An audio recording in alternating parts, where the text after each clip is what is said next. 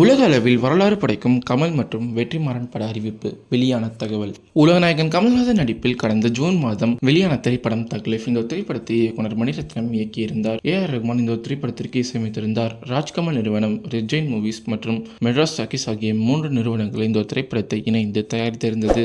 மேலும் அதனைத் தொடர்ந்து இந்த திரைப்படத்தில் கமல்ஹாசனுடன் சிலம்பரசன், த்ரிஷா, ஜோஜு ஜார்ஜ், அபிராமி, நாசர் ஆகியோர் முக்கிய வேடங்களில் நடித்திருந்தனர். இந்த ஒரு படம் வெளியான போது பெரும் நெகட்டிவ் விமர்சனங்களை பெற்று வந்தது. அதனால் படத்தின் பாக்ஸ் ஆபீஸில் படம் மிகவும் பெருத்த அடியை வாங்கியது. மேலும் அதனைத் தொடர்ந்து நெட்ஃபிளிக்ஸில் வெளியாகி படம் நல்ல வரவேற்பை பெற்றது. இதனைத் தொடர்ந்து கமல்ஹாசன் நாடாளுமன்ற எம்பியாக தேர்ந்தெடுக்கப்பட்டு பதவியும் ஏற்று தற்பொழுது நாடாளுமன்றத்தில் வாதாடி வருகிறார். மேலும் அதனைத் தொடர்ந்து அவரின் அடுத்த படமான KH 237வது திரைப்படத்தின் படப்பிடிப்பு எப்பொழுது தொடங்கும் என பலரும் எதிர்பார்த்து வருகிறார்கள். இந்த திரைப்படத்தை அன்பறிவு மாஸ்டர்கள் இயக்க உள்ளனர். மேலும் அதனைத் தொடர்ந்து SU அருண்குமார் இயக்கத்தில் கமல்ஹாசன் ஒரு திரைப்படத்தில் நடிப்பார் எனவும் எதிர்பார்க்கப்பட்டு வருகிறது.